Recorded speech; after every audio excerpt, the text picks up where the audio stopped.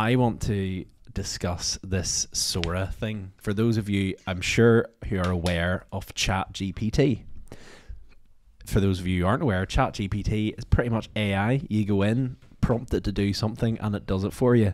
So lots of people can complete uni assignments using it. Lots of people can generate, for example, in our jobs, most people could probably generate like marketing campaign strategies from it. You basically just prompt it and it does what you need it to do. It's just for text. Now, the people have been experimenting with AI imagery, which I'm sure a lot of people have saw. There was a big thing out recently where people were using AI imagery to generate some Will Smith eating spaghetti, unpleasant images of Taylor Swift, which went a bit viral. But now we've went a step further. OpenAI has taught AI to understand and simulate the physical world in motion, with the goal of training models that help people solve problems that require real-world interactions. So OpenAI have produced this branch off of their AI called SORA, and basically it will, if you prompt it to do something via text, it will then translate it to video.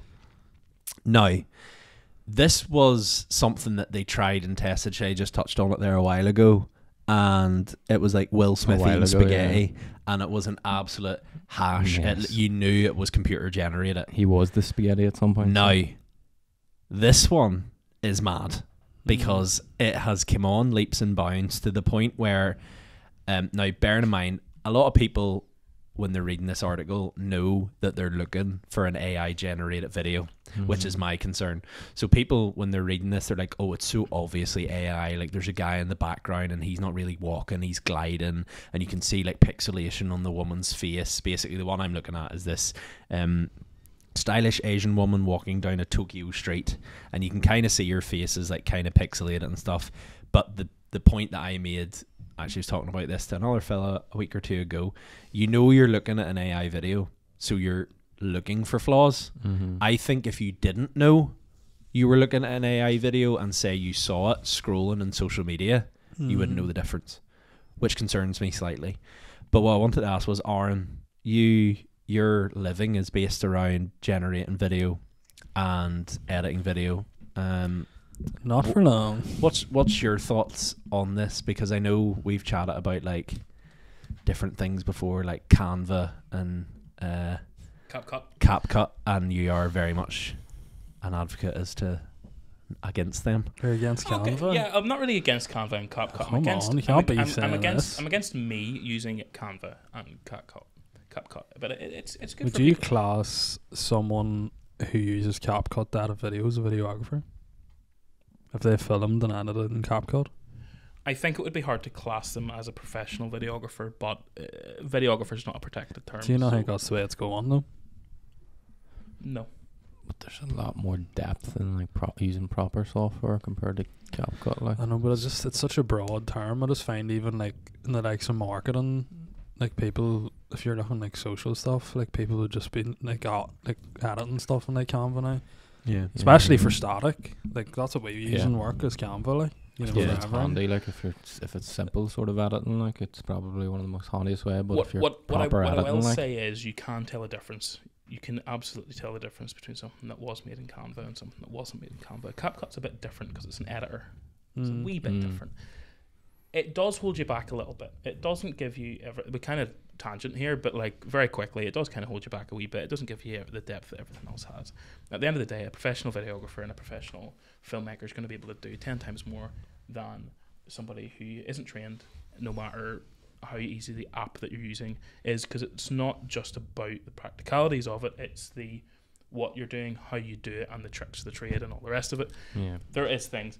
They were saying that YouTube was going to be the death of TV. That's not happening.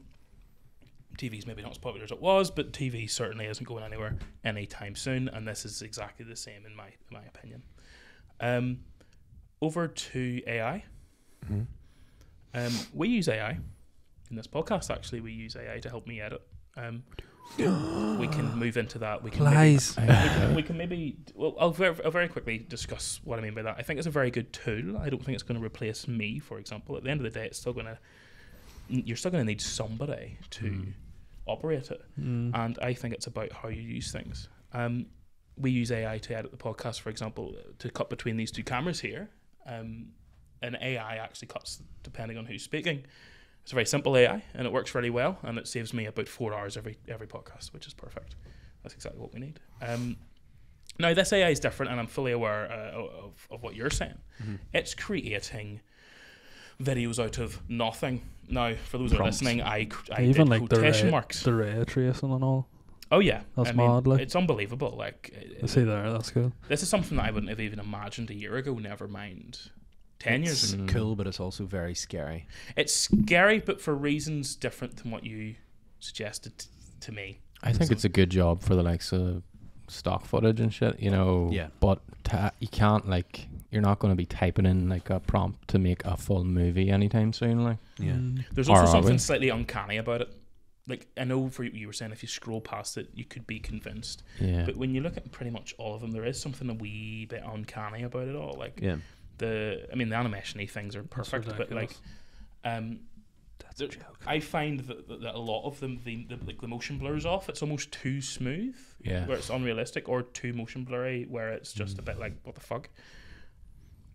I think it'll get to the point where it's almost perfect. Yeah, yeah. But at the end of the day, it's being made from something else.